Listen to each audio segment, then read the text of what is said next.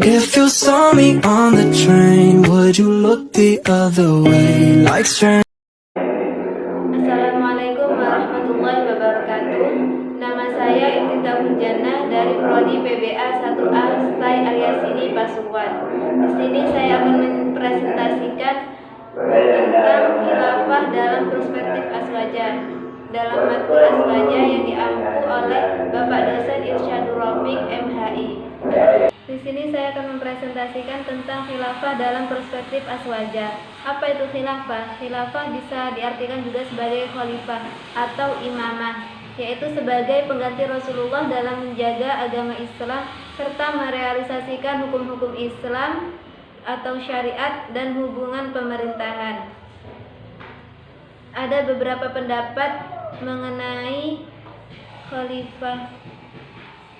Yang pertama, menurut Imam Suyuti, beliau mengatakan bahwa khalifah itu berbeda dengan malik atau raja, yang dimana raja itu identik dengan pemaksaan kehendak dan hukum-hukum yang diterapkan didominasi dengan penyelewengan.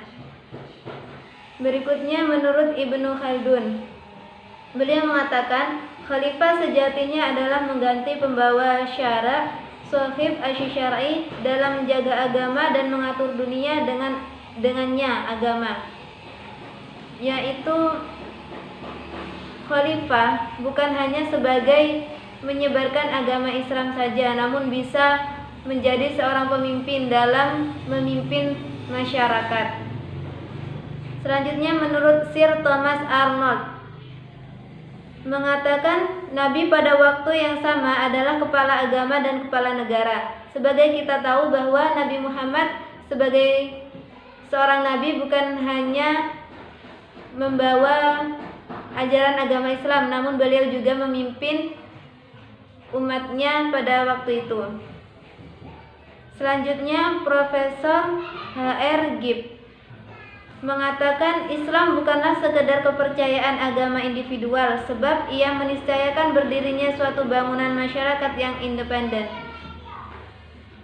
Selanjutnya, argumen yang dijadikan sebagai dalil akan wajibnya seorang khalifah menggantikan Rasulullah dalam urusan agama dan politik. Yang pertama dalam surat An-Nisa ayat 59 yang berbunyi Bismillahirrahmanirrahim, Ya ayyuhalladzina amanu athi'ullaha wa athi'ur rasul wa ulil amri minkum, yang artinya, hai orang-orang yang beriman, taatilah Allah dan Rasulnya dan ulil amri di antara kamu.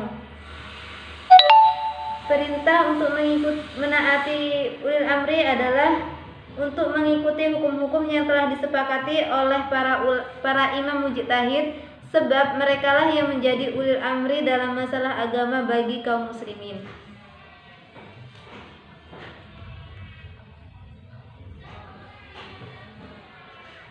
Dan yang kedua adalah sunnah Rasulullah. Barang siapa meninggal dunia dan dia tidak terikat dengan satu baiat kepada imam, maka dia mati dengan kematian jahiliyah. Hadis riwayat Muslim.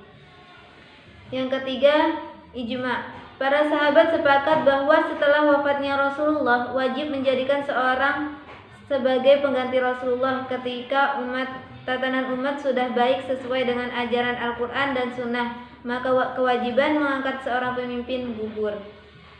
Selanjutnya adalah dalil akli.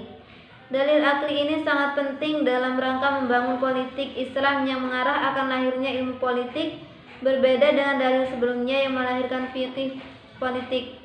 Fikih lebih mengarah pada pembahasan yang mengenai halal haram, namun ilmu lebih diarahkan pada pertanyaan bagaimana mengatur dan mengurusi publik sebagai analisa yang dilakukan oleh Kyai Abdul Ghafur Maimun. Lalu, seperti apakah khalifah atau pemimpin yang baik? Kriteria seorang pemimpin haruslah yang pertama adalah adil. Dalam sebuah ayat Al-Quran yang artinya, dan menyuruh kamu apabila menetapkan hukum di antara manusia supaya kamu menetapkan dengan adil, terdapat dalam surat An-Nisa ayat 58. Di sini seorang pemimpin haruslah memiliki sifat adil, karena jika seorang pemimpin itu tidak adil, maka hancurlah sebuah negara tersebut. suatu negara tersebut akan hancur apabila pemimpinnya tidak berlaku adil pada masyarakatnya. Yang kedua, rendah hati. Seorang pemimpin harus memiliki sifat yang rendah hati, sikap yang rendah hati, selalu meminta nasihat seperti kepada para ulama, selalu dekat kepada orang-orang alim, orang-orang yang memiliki ilmu pengetahuan lebih luas, terutama tentang agama. Dan yang ketiga, seorang pemimpin haruslah bijaksana dalam segala hal. Dan yang keempat adalah jujur. Jujur sangat diperlukan sebagai seorang pemimpin. Dari sini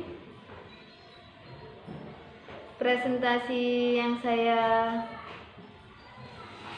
jelaskan semoga bisa bermanfaat. Sekian, wassalamualaikum warahmatullahi wabarakatuh.